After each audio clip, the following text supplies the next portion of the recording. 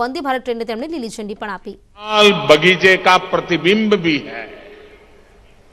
चाहे बात सामान्य मानवी के लिए हेल्थ केयर की हो या फिर वेल्थ क्रिएशन की हो, चाहे बात किसान को सशक्त करने की हो या जल संरक्षण की हो, आज पहली बार देश में ऐसी सरकार है जिसने इंफ्रास्ट्रक्चर को एक मानवीय स्वरूप दिया है। इंफ्रास्ट्रक्चर का एक ऐसा ह्यूमन टच जो आज हर किसी के जीवन को स्पर्श कर रहा है। हर गरीब को 5 लाख रुपये तक का मुफ्त इलाज देने वाली आयुष्मान भारत योजना हमारे सोशल इंफ्रा का उदाहरण है।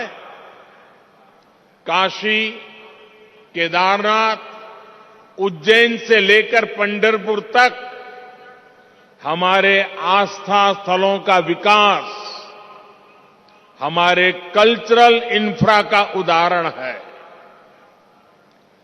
45 करोड़ से ज्यादा गरीबों को बैंकिंग सिस्टम से जोड़ने वाली जनधन योजना हमारे फाइनेंशियल इंफ्रास्ट्रक्चर का उदाहरण है। नागपुर एम्स जैसे आधुनिक अस्पताल खोलने का अभियान, हर जिले में मेडिकल कॉलेज खोलने का अभियान हमारे मेडिकल इंफ्रास्ट्रक्चर का उदाहरण है। और इन सब में जो बात कॉमन है वो है मानवीय संवेदनाओं का तत्व, ह्यूमन टच, संवेदनशीलता। इंफ्रास्ट्रक्चर को हम सिर्फ निर्जीव सड़कों और फ्लाईओवर तक नहीं समेट सकते। इसका विस्तार कहीं ज्यादा बड़ा है। और साथियों, जब इंफ्रास्ट्रक्चर के काम में संवेदना नहीं होती, उसका मानवीय स्वरूप नहीं होता,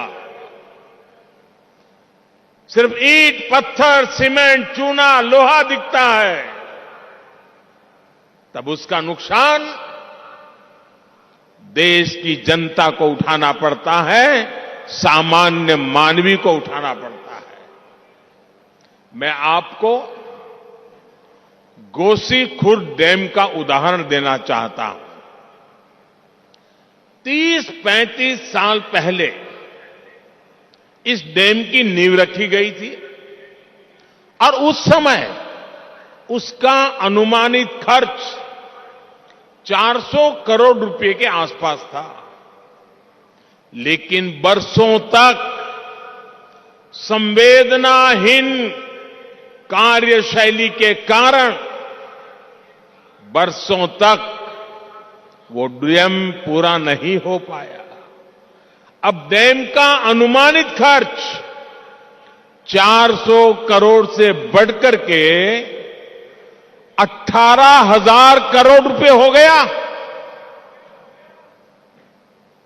2017 में डबल इंजन की सरकार बनने के बाद इस डैम का काम तेज हुआ है। हर समस्या को सुलझाया गया है। मुझे संतोष है कि इस वर्ष ये डैम पूरा भर पाया है। आप कल्पना कर सकते हैं, इसके लिए 3 दशक से ज्यादा लगे, तब जाकर इसका लाभ गांव को, किसान को मिलने लगा। भाइयों और बहनों, आजादी के अमृत काल में देश विकसित भारत के विराट संकल्प के साथ आगे बढ़ रहा है। विकसित भारत के निर्माण का रास्ता है भारत की सामूहिक ताकत, विकसित भारत के निर्माण का मंत्र है राष्ट्र के विकास के लिए राज्य का विकास। बीते दशकों का हमारा ये अनुभव रहा है कि जब हम विकास को सीमित रखते हैं तो अवसर भी सीमित हो ही जाते हैं।